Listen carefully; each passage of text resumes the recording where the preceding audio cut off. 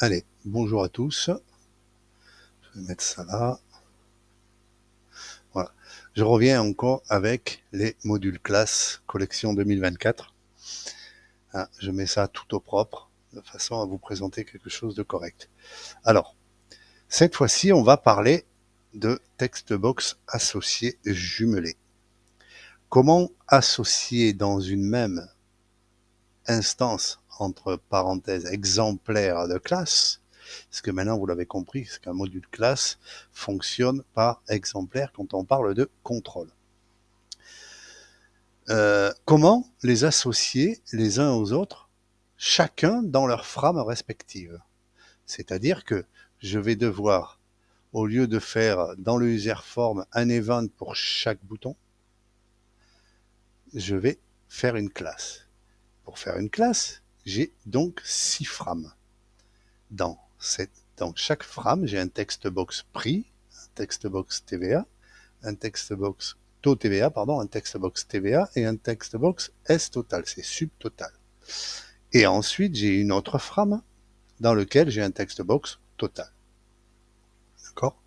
Le textbox total va devoir me faire le calcul de chaque textbox total, S total. D'accord? Alors, pour faire une classe, vous l'avez compris, moi je me sers très souvent du tag des contrôles pour l'identifier, pour le repérer. D'accord? Donc, dans tous les textbox prix, j'ai mis dans le tag P. Dans le textbox TVA, j'ai mis dans le tag TT. Dans le textbox TVA, j'ai mis dans le tag TVA. Et dans les textbox S total, j'ai mis dans le tag S total. Ce qui fait que maintenant, partout où je vais aller, si je boucle sur tous mes contrôles, il suffit que je contrôle le tag et en fonction du parent, je saurai quel contrôle, de quel contrôle il s'agit dans la boucle. C'est assez simple à comprendre. Donc, le but étant ici de faire des calculs entre deux textbox, ici les deux textbox de couleur, prix et taux de TVA, me faire le calcul de la TVA résultante et le subtotal, c'est-à-dire le total avec la TVA. D'accord? Pour la forme, pour l'exemple ici, j'ai mis des couleurs sur ces deux textbox et du blanc sur les deux textbox suivants pour vous montrer quelque chose que j'ai fait dans la classe. Passons à la classe. Dans la classe, on a toujours besoin, forcément de la même manière que dans la classe contrôle pour les commandes boutons, on a besoin donc de créer les events. Donc pour cela, je vais créer les events txtPrix. Donc cet event me servira pour les textbox prix. J'ai besoin d'un event txt2tva. Moi, je l'appelais comme ça, vous l'appelez comme vous voulez, c'est pareil.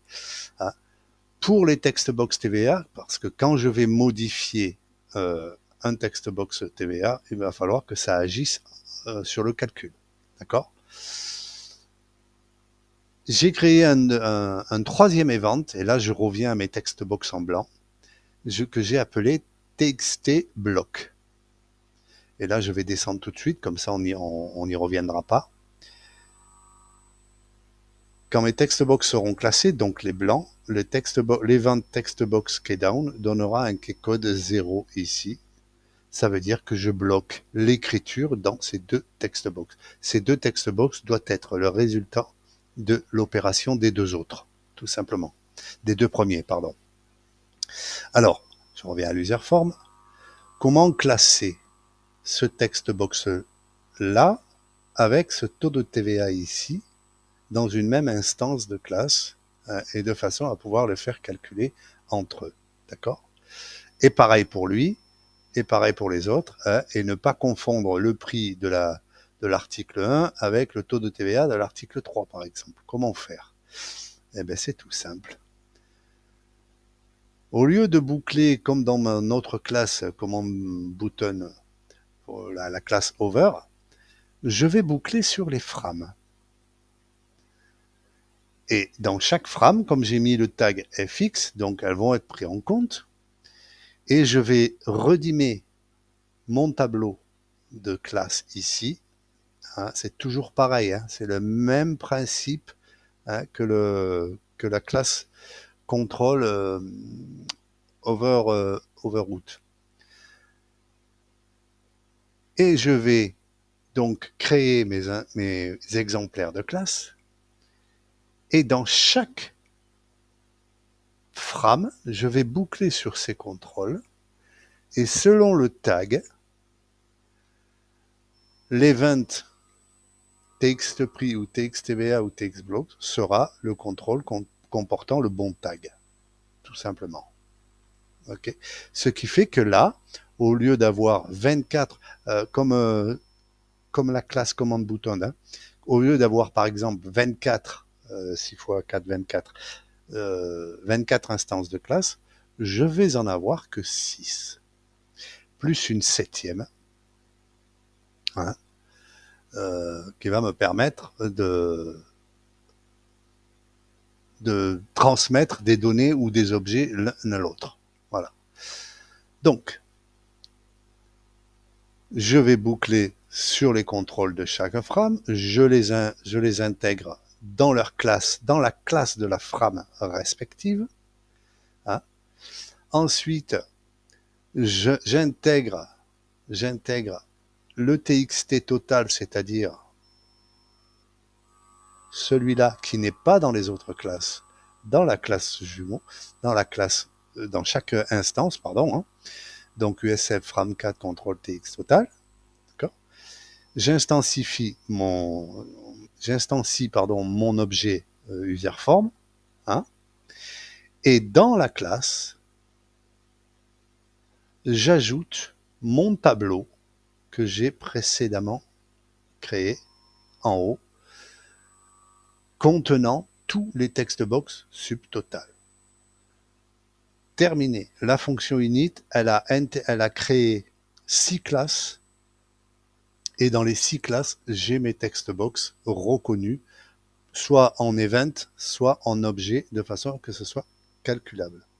D'accord? Ensuite, eh ben maintenant c'est tout simple, hein.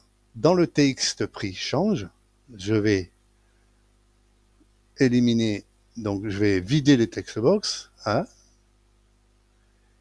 txtPri égale replace pour mon calcul, hein, de décimale, je vais choisir, hein, la virgule, comme ça je me sers de CDBL.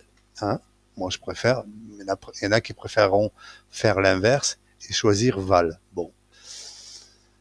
Dans le texte tout TVA, je vais faire exactement la même chose. Et donc, dans chaque event, vous allez voir que P, hein, txtPri, il va me calculer le prix dans TVAT. TVAT, c'est le textbox TVA. Le S total, vous l'avez compris, c'est le textbox S total ici. D'accord? Et là, ici, vous l'avez vu, je suis en objet, je ne suis pas en event. Je le répète, comme je l'ai dit tout à l'heure pour la classe contrôle, pour les commandes boutons, si vous voulez agir sur le value, le tag, le point with, le point height, le point propriété, quelque chose d'un contrôle dans un module classe, il faut que cet objet soit dimensionné en objet, pas par l'event. Voilà, ça c'est quelque chose à bien mémoriser parce que en tant que event, hein, vous n'avez pas accès à certaines des propriétés. Tout simplement, c'est les modules classes qui fonctionnent comme ça. Je n'ai rien inventé, c'est comme ça. Voilà. Donc, S-Total, TVAT et TXT to TVA vont être reconnus dans chaque event de txtPri, puisqu'ils font partie de la même du même exemplaire de la classe CLA. CL1, CL2, CL3, CL4, CL5. Voilà, tout simplement. Et voilà. Ensuite, hop, je fais mon appel de calcul. Mon appel de calcul, c'est quoi? Et là, je vais boucler sur mon tableau. Vous l'avez vu, là, je détermine aucun text box subtotal puisqu'ils sont dans mon tableau. Je suis dans une instance de classe ici. Donc, dans mon tableau, la subcalcul reconnaît tous les contrôles S total, tout simplement. Et je fais mon addition, tout simplement. Basta. Et là, on va le voir. Hein. Je ne sais pas si vous avez vu, le code, il est plus que simple. Hein. Pour 24 text box, le calcul, le code, il en devient presque ridicule. Et là, on va faire les tests. Là, je vais marquer un prix, hein, 235,98. Je vais mettre un taux de TVA à 20%. Mon calcul est fait. Ici, je vais mettre un prix à 35,77 €, 47, pardon. Je vais mettre un taux de TVA à 5%. Mon calcul est fait, tout simplement. Et vous avez vu en bas, ma fonction calcule déjà tout automatiquement. Voilà. Voilà comment on fait une classe textbox associée de façon à ne pas avoir à encoder des événements à ne plus en finir, hein, en fonction d'une frame, hein, comme là c'est l'exemple, parce que là c'est l'exemple bien parlant, hein, associer vraiment deux textbox entre eux en fonction de la frame à qui il appartient. Voilà. Autrement dit, au lieu de créer 24 exemplaires de la classe pour manipuler chaque textbox ici, hein, et de pouvoir trifouiller le code et imaginer je ne sais quel retour et quelle boucle infinie pour pouvoir réussir à les connecter entre eux. Là, c'est simple. J'ai bouclé d'abord sur les frames et dans chaque instance correspondant à une frame, j'ajoute les deux contrôles, tout simplement. Voilà. Voilà comment on fait une classe simple contrôle textbox associée jumelée, appelez ça comme vous voulez, hein, avec très peu de code. Voilà. Allez, salut les loulous, bye.